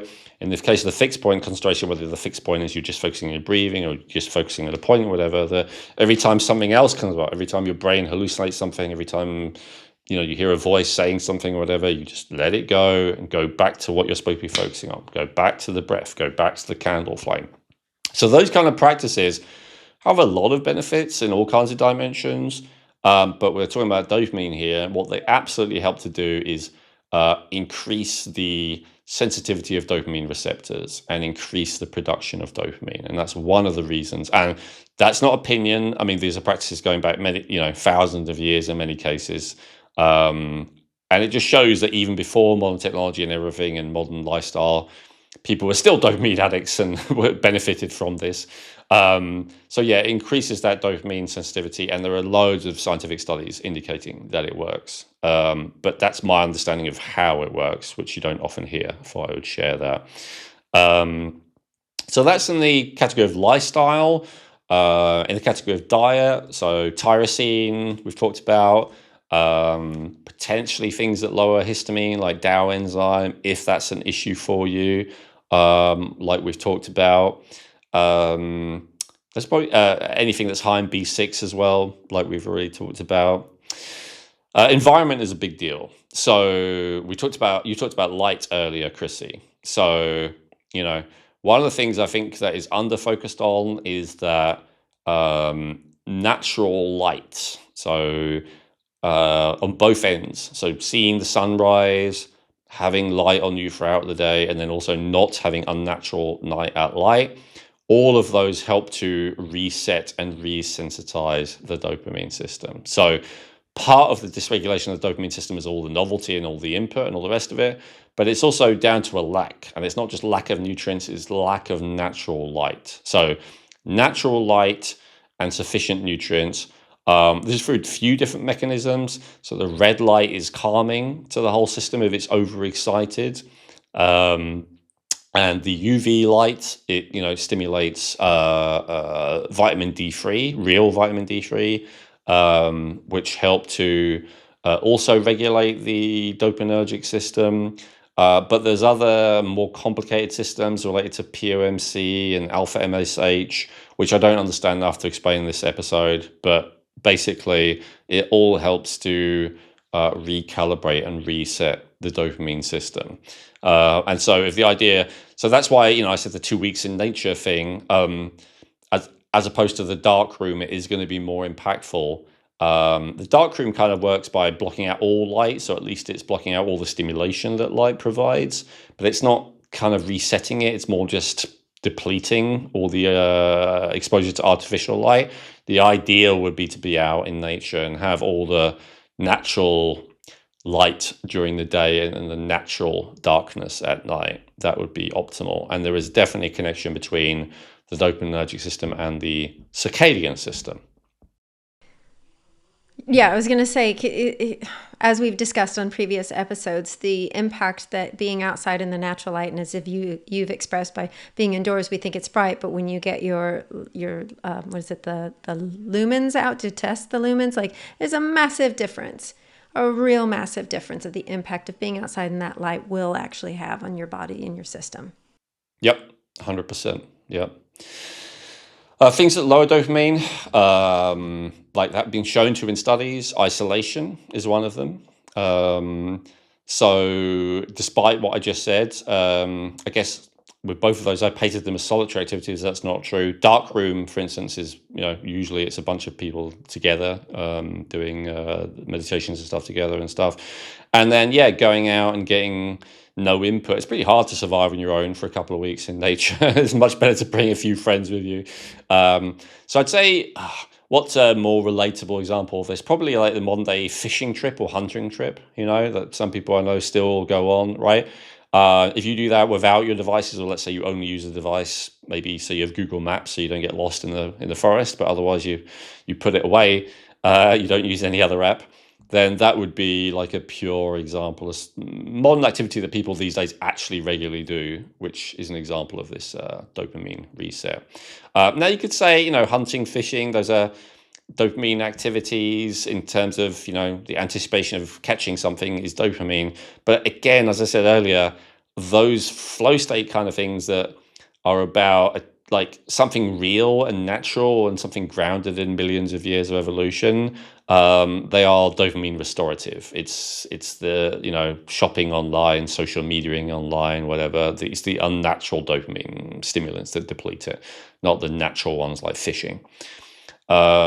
Exhaustion in general will lower dopamine for a few different reasons. There's the depletion of energy that I talked about earlier, but there's also the fact that a lot of the synthesis of everything that you need happens during sleep for optimal dopamine levels. So if you don't sleep enough, then you're going to be depleted in making the things that you need, or probably actually in reality more, you're not going to have cleared away enough of the things that block dopamine being made, like inflammation, for instance. So you've got to have sleep enough to deal with that. Pornography, gambling, gaming, social media, TikTok, Instagram, any of those kind of things, shopping, any of those kind of quick fix, lots of input technology things. I've probably missed one, if you can think of any more, Chrissy, but any of those kind of things that are purposely made to get you addicted by stimulating dopamine, not good. Anything that increases insulin resistance, I won't say what that is because that'll be a separate episode coming soon, and also we already did one, but insulin resistance does correlate with low dopamine. And excess of GABA actually correlates with low dopamine. I've often said that, the ideal state is high dopamine, high GABA, and I stand by that. But if you take something that floods your body with GABA, like a large amount of alcohol or a benzodiazepine, Xanax, something like that, that will then lower the dopamine. Stimulant abuse of all kinds. I've talked about amphetamines or something because it's the most extreme dopamine stimulator, but even just caffeine, if it's excessive, and to some people, if it's at all, will lower dopamine, especially over time. Obviously, to begin with, it will raise dopamine because it's a stimulant, but over time, it will lower it through downregulation again. Blue light, by disrupting melatonin and the ability to sleep and recover. Any kind of pollution, heavy metal toxicity, but pesticides, all of these kind of things, anything that created oxidative damage will hinder the body's ability to synthesize adequate levels of dopamine. Copper deserves a special mention in that regard. It doesn't stop the body making dopamine, but it increases the conversion of dopamine to adrenaline and noradrenaline, as does even vitamin C in excess. But copper is usually the rate limiting one. So you can have loads of vitamin C, as long as your copper isn't high, there still won't be an excessive conversion. So in the same way that I said B6 was the rate limiting from L-DOPA to dopamine, it's generally copper that's the rate limiting one from dopamine to adrenaline. And lastly, things that lower dopamine over time, just about benzos. Let's talk about opioids. That's another one. I understand it in a way, the best feeling in the world is kind of high dopamine and high endorphins. It's great, but over time, high opioids will downregulate significantly your own endogenous dopamine production and leave you feeling really bad through that mechanism as well as all the others. Excessive cannabis use as well. Cannabis obviously affects endocannabinoids kind of primarily, but it has a significant impact on dopamine too. I would say of all the drugs I've done, the hardest to quit was cannabis. And the reason for it was because I had to go through an extensive period of something that I just recommended earlier, and it's boredom. Like, this is the thing about why it's not recognized as having withdrawals like some drugs. Like when you withdraw from opioids, you have agonizing pain, which is very obvious. When you withdraw from other drugs like GABA, whether it's alcohol or benzos, you have crippling anxiety more than anything else, as well as with alcohol, the detoxification of other stuff, which feels terrible. the suffering of boredom is not as easy to quantify and explain and uh, quantify or explain as the suffering of intense fear or the suffering of intense pain. But it is significant, and I think it's why a lot of people really struggle to quit these different things. There's more to it than only dopamine with cannabis, but it is a part of it. And so I think that's true for all stimulants to some degree. When you quit them, you have a period of intense boredom because of lack of that dopamine stimulation. And fatigue and a bunch of other stuff that I've said earlier relates to low dopamine. So and then technology in general. So I talked about a bunch of things, social media, all the rest of it, but even just a Google search, believe it or not, like being able to have instant answers to everything. Maybe they're not always correct, especially these days with Google's censorship and stuff like that. But still, having an answer, like it robs you of the chance of actually thinking through, being able to come up with something yourself, which is a dopaminergic process. So it kind of short circuits that. Like, what am I trying to say? It used to be, I remember when I was young, I wanted to know things and there was no way for me to find out. And so I just had to want to know something. Yeah, Encyclopedia Britannica, that's really what we had. I mean, that was at the library. Yeah, well, if your parents were rich or you went to the library, exactly. But, and even then, right, it was no guarantee of anything like Google or I suppose these days AI is for people. So again, it's great to be able to get information straight away in all kinds of practical and emotional senses, but it has a cost, and the cost is you're no longer having the desire for information because you can just get it. And as we said, the dopamine feeling and the desire feeling are more intertwined than anything else. So, generally, even the fact that let's say if you buy something these days, shipping used to take 4 to 6 weeks when you and I were young on average, with a lot of products, and I don't know, many months maybe when our great grandparents were alive, if it was even possible. Now it's like instant delivery if it's digital, or next day delivery if it's physical. And so if you're really looking forward to getting something, it's like everything is just coming to you so easily and so quickly these days. And I'm not going to tell you that all of that is bad. I appreciate speed, but I will tell you that all of it is dopamine lowering because it doesn't give the opportunity for your body to raise the dopamine as it is anticipating things. And anticipation is really a key word when it comes to dopamine.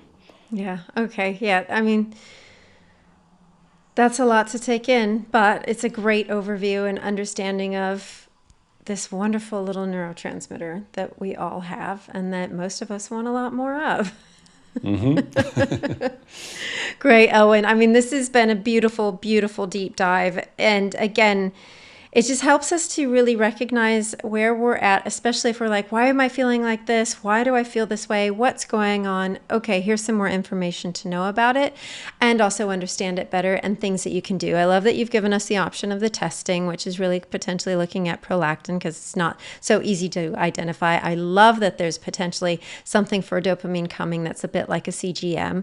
Not sure how that will work, but that just sounds really great because why not? It can help us identify certain things. Absolutely. Yeah, I was really excited about that because in the same way you have all sorts of opinions about what's good for your blood sugar, but as you found, there's nothing like seeing it in practice. So it'll be the same for this, right? Like people have told you, one of the great, well, actually it's not CGM, but one of the great things I think it's done is for alcohol. Like the amount of alcohol use is really much, much lower in the younger generation than it was in the previous ones. And there's probably various reasons for that.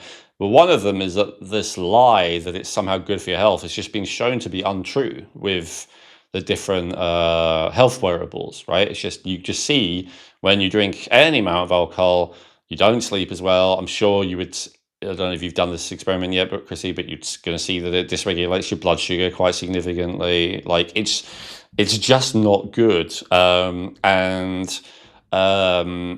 So seeing it for yourself, seeing is believing. I guess that's the point. And so I agree. I think, people can hear that this is bad or that is bad from me and from, you've probably heard it from other people, but I think seeing it for yourself will be probably a quantum leap, and I wouldn't be surprised if it really changes people's relationship to technology and hopefully nature as well. Hopefully as they see the real impact that for instance going out and being in the sun has on their dopamine, that will encourage them to do it more. Absolutely. Absolutely. Well, as always, listeners, thank you so much for joining us on today's podcast.